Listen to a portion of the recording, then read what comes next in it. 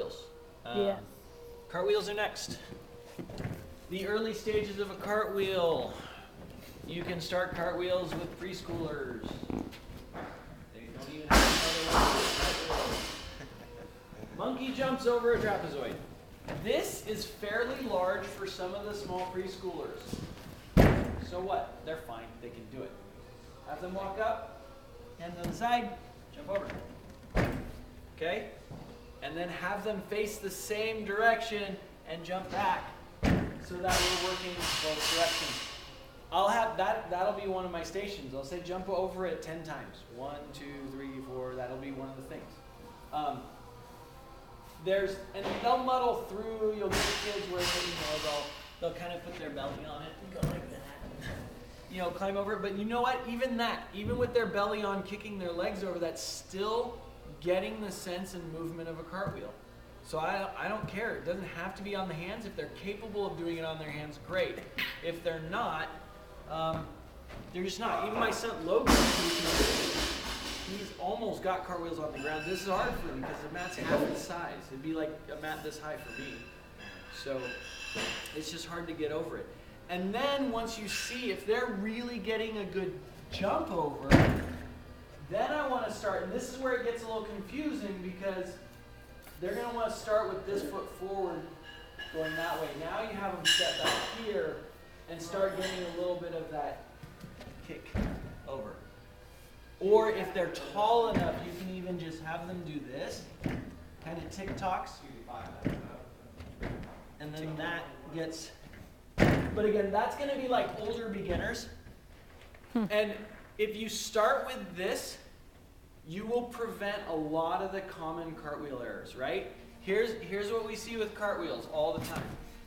One, if I'm doing a cartwheel that way, starting with one hand down here, fix that immediately. Never let kids swing that second arm into the cartwheel, because that will exhibit later when we start trying to do round-offs or lunge-to-lunge cartwheels. It totally screws everything up.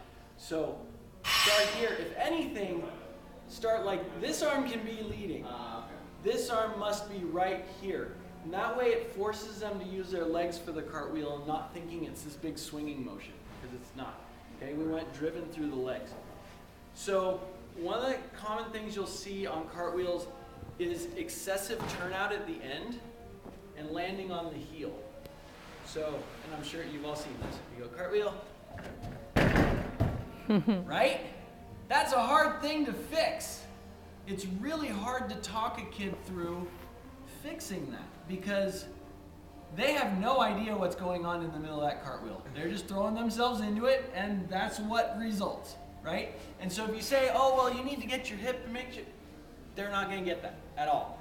And so you need to back it up to the monkey jump thing, whether it's on a mat or just on the ground. If they just start here and go like that, that's going to be more developmental to their cartwheel than doing a full cartwheel over the top and sitting down like I just did.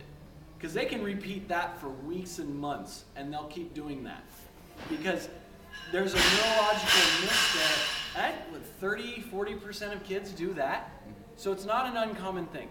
Right? It's a super common thing. The hand turns out, the chest comes up, heel comes down. And mostly, when you're looking at actually diagnosing it, it's mostly about this leg coming around leading with the heel. Because if you bring your toe down, you're going to come up.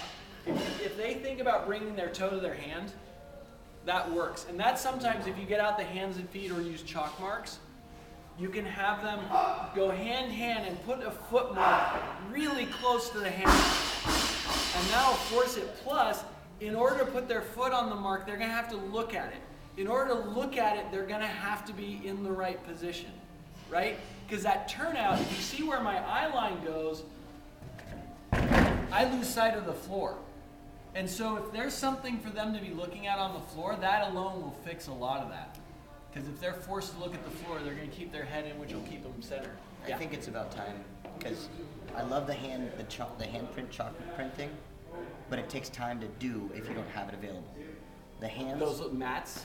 I think with those mats and the little blocks for straddle L's that have hands on them, the cartwheel mats are about so big. They've got two hands on one side. They can be used for cartwheel mats or straddle lifts, or straddle L's, or presses. All Have kinds of things. you had any? The big concern I have with that is different sized kids.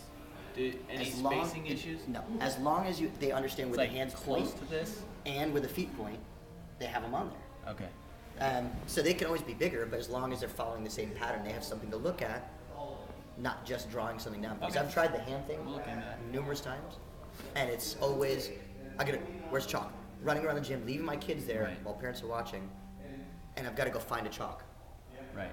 Well, I've been thinking we could like install, because I find A cup over here. a cup over here somewhere like where we can get, like, if we have chalk in that corner and that corner, then we've got quick access from pretty much anywhere. But drawing it just leaves it for other things, and I know. I think the little mats make more sense. They're a little bit easier to manage and clean. Okay. And we'll pull we'll out look and into put that. away.